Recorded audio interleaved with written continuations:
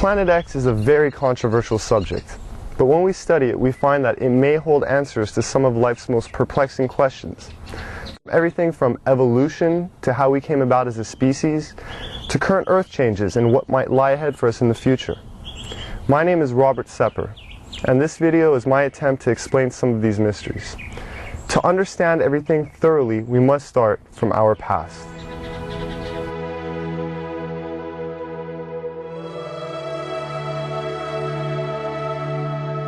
As you do research on our mitochondrial DNA, you find that it goes back into the range of 150,000 years based on the mitochondrial DNA, which is, I think, pretty much incontrovertible. If we're 150 to 200,000 years old, that throws a huge, gigantic wrench into the establishment position that we evolved from creatures that were walking upright approximately 4 million years ago. The early Australopithecines, Lucy, everyone is familiar with her at around 3.2 to 3.5 million years ago, and they're finding new ones all the time. And all they say is to qualify as human is to be upright walking. If you're an upright walking pre-creature, you're called a pre-human.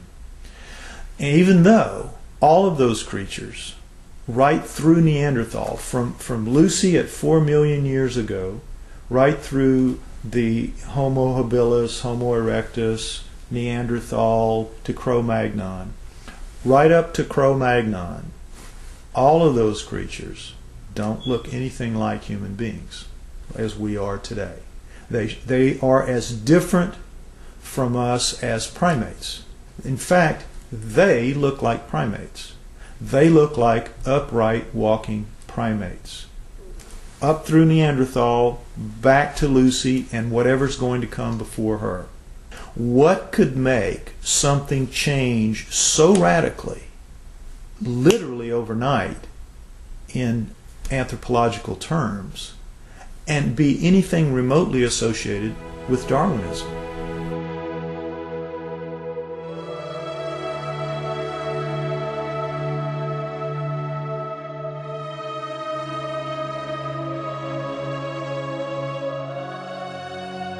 I believe, personally, that the writings of the Sumerians 4,000 years ago, as chronicled by Zecharia Sitchin in his books, The Earth Chronicles, I believe that is the most logical and reasonable explanation that there is for how we came to be.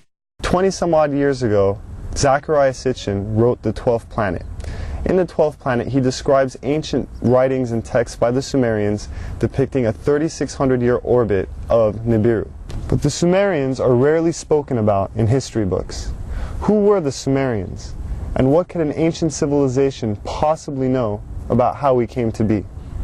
We only hear about like the Egyptians or the Mayans or the Incans, Romans, Greeks. The first culture we have on Earth were the Sumerians, and they showed up 6,000 years ago where modern-day Iraq is. It's right between the Tigris and Euphrates rivers. It was then known as Mesopotamia, Babylon, but also Sumeria, where the first culture on Earth stems. And they have left us over 100 of the first for high society to take place. For instance, stemming from Sumeria 6,000 years ago, they were the first ones to invent writing. They had a system of over 400 characters known as cuneiform text. They'd use a wedge-shaped stylus or an object with a wedge and would twist and turn and make all these characters that came up to about 400 characters, and they had their own complete language like an alphabet that we use today, A through Z, but this stemmed out of Sumeria 6,000 years ago, and all of the first for high society come from them. Time, the calendar, math, schools, courts, judges, systems of law, all of this originated in Sumeria, which was then known as Mesopotamia, Babylon, today's modern-day Iraq. The Sumerians are actually probably the most influential culture of the ancient world. Not the Egyptians, not the Greeks, not the Romans, the Sumerians. The Sumerians invented, for example, the zodiac. All of the symbols that we still have today for the zodiac was created by the Sumerians. They tell an incredible story, the Sumerians do, of the Anunnaki, which is that there is another planet in our solar system that gods, super beings, live on this planet, that these beings come to Earth. The Sumerians had a pantheon of gods, but it was living gods. The Sumerians worshipped living gods who lived and worked and had their lives among them. They were the Anunnaki.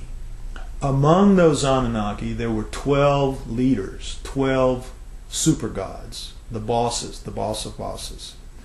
Those 12 gods come down and are present in the Egyptian culture, in the Greek culture, and in the Roman culture. They just have different names, but they have basically the same personalities and the same functions. So it isn't that mythology begins with the Egyptians, the Greeks, and the Romans. Mythology begins with the Sumerians. Monotheism didn't kick in until the gods, the multiple gods, actually physically left.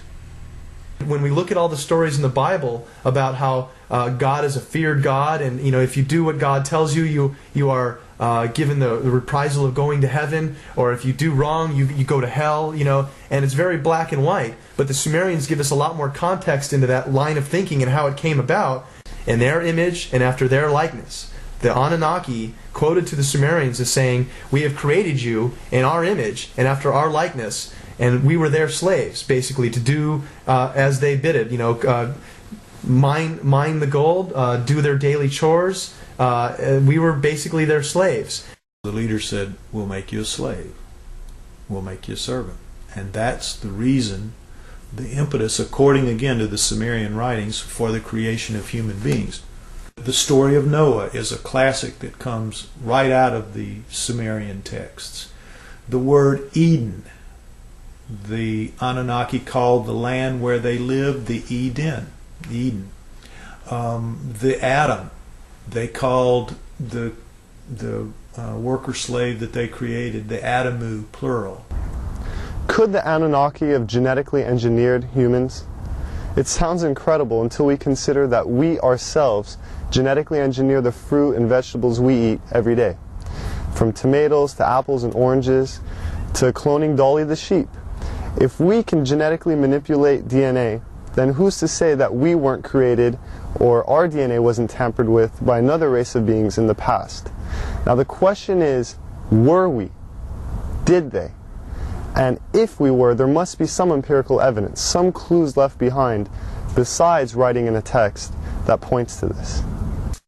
If you look at the human genome, you'll see that it looks very much like a primate genome, except the second and third chromosomes are fused into one.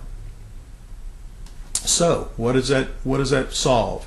It gives you all the chromosomal material of the primate, but it's now only taking up the space in the combining process of 46. It is 46 chromosomes with 48 chromosomes of genomic material still in there. Now, how could nature do that? How could nature fuse those two chromosomes together in any length of time? It wouldn't happen. It couldn't happen. That was done. According to Sitchin, we were created genetically by the Anunnaki as a worker, to mine gold for them, to serve them. People out there, even if you're not a scholar, even if you're not anything, if you open your eyes a little bit to this and you start just doing your own research, you're going to find paths there that lead you to some things that are going to awaken new ideas into you. And the next few years, I think we're going to see a watershed of information that is going to absolutely rewrite every book of history. There is evidence left over this entire planet when you start thinking, and you must believe, that we are the offspring of these people. If there was a God, the God created those people before they created us. We are here because of an act of divine creation, but they were people just like us, only older, only more technically advanced. We need to rediscover that in ourselves, that we are a great civilization. We came from a great civilization. And I would tell anybody to look, open your eyes and look for it. Don't be blinded to something that's led to nothing but the slaughter of ourselves for thousands of years. And we still are at that point. We're still a warring society. When this documentary or others like it are put out there and enough people will see it, at least that will start a beacon somewhere that will start shining a little bit brighter. And so at some point we're going to see that we have a different history than what we've been given. The proof's there. Our true history may be indeed very different than what we've been taught through the ages. Whether this data has been withheld or our identities have just been forgotten, it is our responsibility now to rediscover who we are and where we're going.